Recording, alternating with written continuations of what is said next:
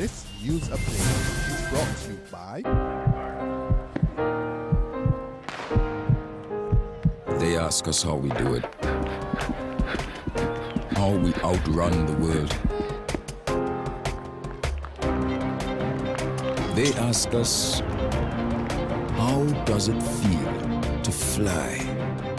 How do we dive headfirst into the deep?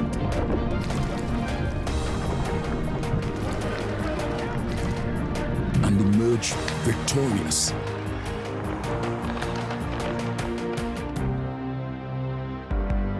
They ask us if we're afraid, if we're nervous, or if we ever feel lonely, so far away from home. But the truth is, home is always right here with us.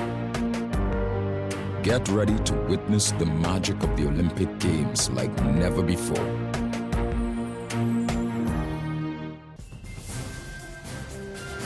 This is the Barbados Today evening news update for Friday, August 12th. Thank you for joining us. I am Mary Claire Williams. Harrison College has received the majority of this year's scholarships and exhibitions. Education Minister Ronald Jones told a news conference at his office this afternoon that the school received 7 scholarships and a similar number of exhibitions. Queen's College was awarded 2 scholarships and 6 exhibitions. Jones said that of the 18 exhibitions awarded this year, Christchurch Foundation received 1, while the St. Michael School and Barbados Community College gained 2 each. He added that even though Cabinet has signed off on the 27 scholarships and exhibitions, more could be awarded when a review is completed. Barbadians whose loan applications were recently rejected by the state-run Student Revolving Loan Fund should be able to access financing within the next month.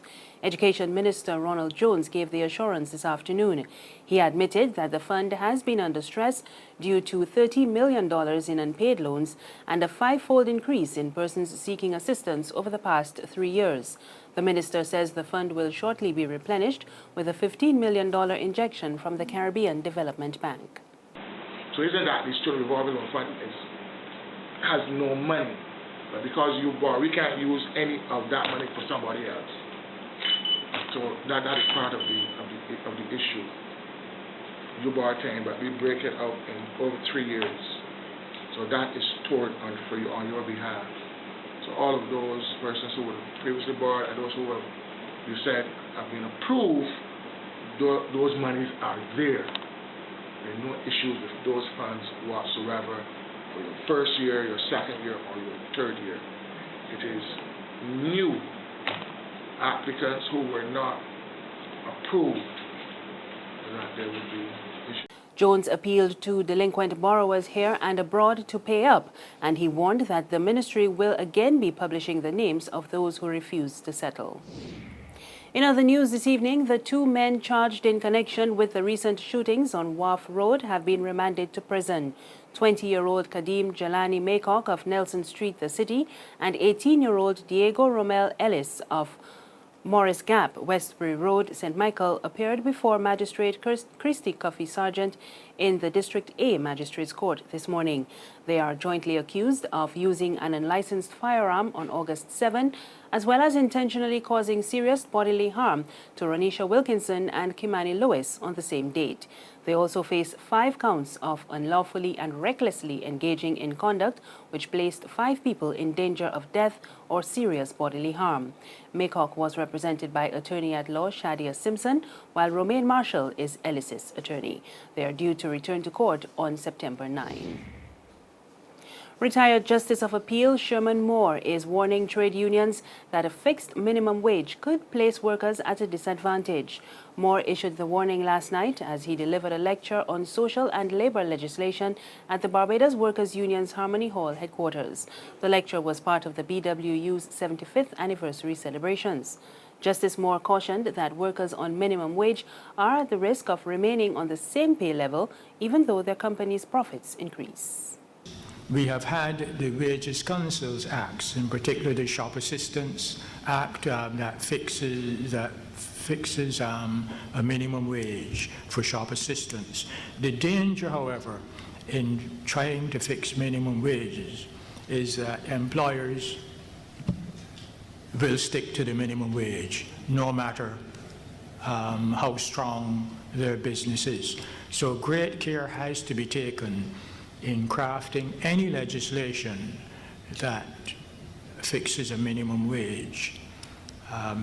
Perhaps we might have to put in provisions that employers will have to show annually their profits and what they expend, and so that you can have some basic percentage by which wages can be increased.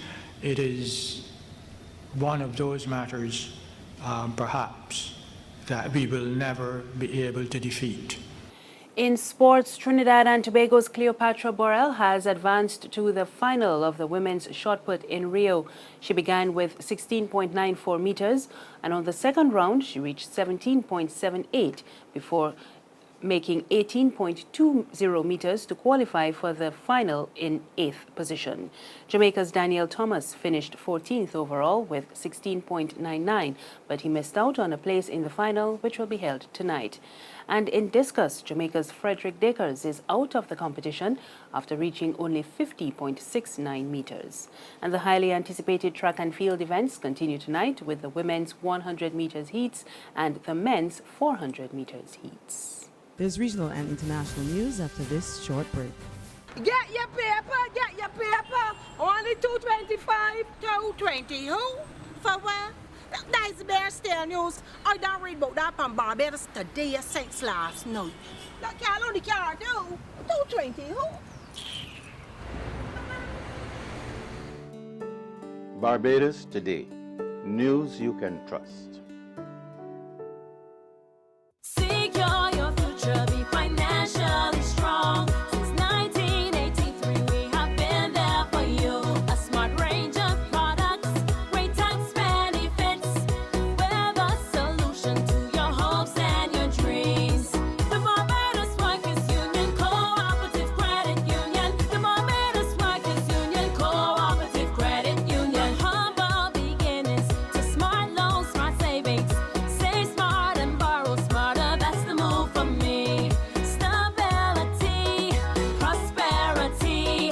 We're the solution to your hopes and your dreams.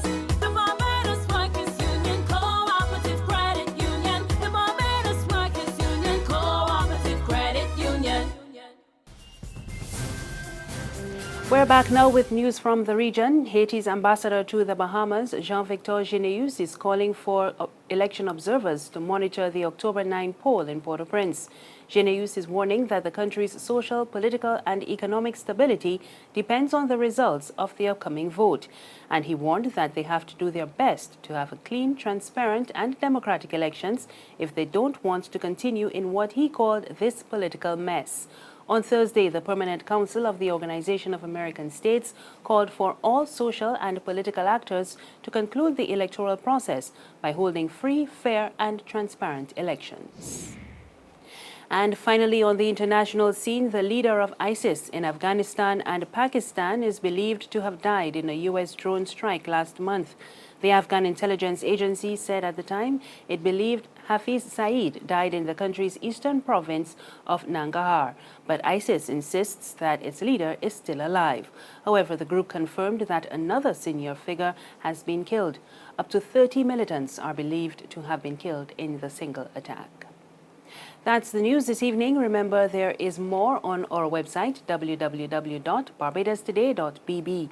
You can also subscribe to our e-paper, email updates, and like us on Facebook. We're on Izumi Media in bus terminals and Screenplay at supermarkets and gas stations near you.